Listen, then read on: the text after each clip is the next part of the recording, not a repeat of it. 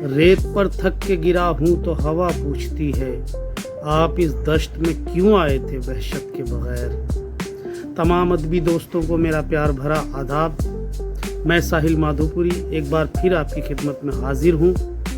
दोस्तों, बात शायरी की में आज बात होगी हिंदुस्तान के उस नामवर और महबूब शायर की जिसको अहले अदब इरफान सिद्दीकी के नाम से जानते हैं। उठो ये मंजरे शब्ताब देखने के लिए कि नींद शर्त नहीं ख्वाब देखने के लिए। उठो ये मंजरे शब्ताब देखने के लिए कि नींद शर्त नहीं ख्वाब देखने के लिए। अजब हरीफ था मेरे ही साथ डूब गया मेरे सफीने को गरकाब देखने के लिए। और वो कहते हैं कि होशियारी दिले नादान बहुत करता है, रंज कम सहता है ऐलान बहुत करता है। ऐसे ही बहुत खूबसूरत शेरों के खालिक वो शायर, वो गज़ल को कलेजे से लगाए हुए दश्त सहरा में भटकता हुआ शायर, जब उसका हक उसके जीते जी न मिल सके तो मुझे कहना पड़ रहा है कि इरफान सिद्दीकी को गज़ल और शायरी का अरस्तु नहीं कहा जाए तो फिर और क्या कहा जाए। गुबारे राह गुज़र का ये हौसला भी तो देख, गुबारे राह गुज़र का ये हौसला भी तो देख। हवाए ताज़ा तेरे साथ चल रहा हूँ मैं, हवाए ताज़ा तेरे साथ चल रहा हूँ मैं। दोस्तों, कितने नाजुक ख्याल पर इरफान सिद्दीकी साहब की नज़र है।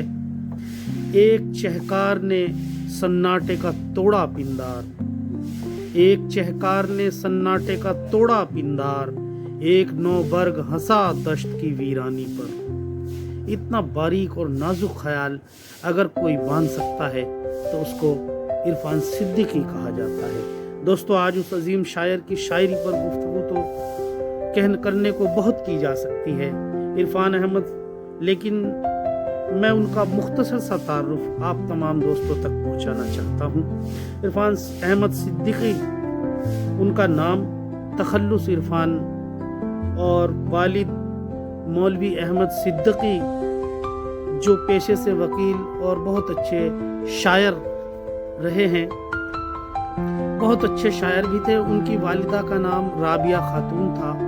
उनकी पैदाइश 8 जनवरी 1939 को बदायूं में हुई। नौकरी के सिलसिले में लखनऊ में रहे, फिर दिल्ली खबरों के शोबे में आकाशवाणी दिल्ली में खिदमत अंजाम दी।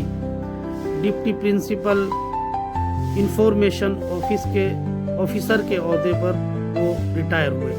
अपने आखिरी दिनों में लखनऊ लौट आए और 15 अप्रैल 2004 को दुनिया फ़ानी को अलविदा कह गए। 4 मजमुओं में कैनवस उनका पहला शेरी मजमुआ था, 1978 में जो शाये हुआ। शब दरमियान 1984 में और इश्क नामा 7 समावात 1992 में और इश्क नामा 1997 में ये उनके मजमुए हैं। पाकिस्तान से उनकी कुल्लियात दरिया के उन्वान से शाये हुई जो 1999 में शाये हुई थी। बाद में उनकी दिल्ली से उनकी कुल्लियात 2016 में शहर मलाल के उन्वान से मंजर आम पर आई।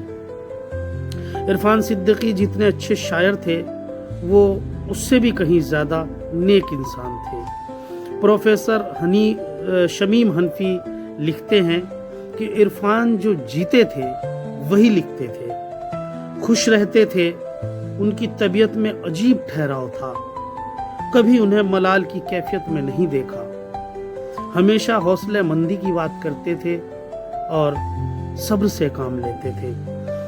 क्योंकि मलाल के बावजूद उन्होंने हालांकि उन्होंने एक शेर कहा, जो दो जगह रहते हैं हम, एक तो ये शहर मलाल, 2 जगह रहते हैं हम, एक तो ये शहर मलाल, एक वो शहर जो ख्वाबों में बसाया हुआ है।